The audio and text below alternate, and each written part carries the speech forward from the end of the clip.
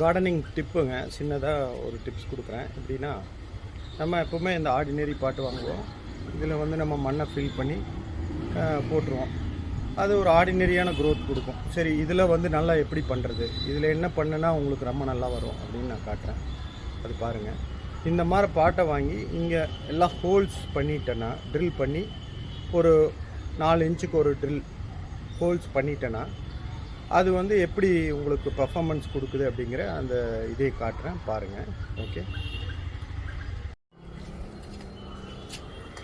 பாருங்கள். இந்த பாட்டில் இந்த மாதிரி ஹோல்ஸ் போட்டிருக்கோம். இந்த மாதிரி ஹோல்ஸ் போட்டிருக்கங்காட்டி என்ன வேணும், ஏரேஷன் ஜாஸ்தியாக வர்றதுனால உங்களுக்கு வந்து அந்த ரூட்ஸ் அதை நோக்கி வரும்போது என்ன ஆகும், ஆட்டோமேட்டிக்காக அந்த ரூட் வந்து ஆக்சிஜனை பட்டு ப்ரூன் ஆயிரும். ப்ரூன் ஆகும்போது செகண்டரி ரூட்ஸ் ஃபார்ம் ஆகிட்டே இருக்கும்போது பார்த்திங்கன்னா அந்த க்ரோத்து அப்சார்ப்ஷன் ஆஃப் நியூட்ரிஷன் ஜாஸ்தியாக இருக்குங்காட்டி க்ரோத் பாருங்கள் எப்படி இருக்குன்ட்டு. இது வந்து மஞ்சள் செடி போட்டிருக்கேன். மஞ்சள் செடியோட க்ரோத் பாருங்கள் எப்படி இருக்குன்ட்டு. 3 months ஆச்சுங்க இந்த செடி. இதே மாதிரி நீங்கள் வீட்டில் ட்ரை பண்ணி பாருங்கள், உங்களுக்கு ரொம்ப நல்ல ரிசல்ட் இருக்கும். Okay, thank you.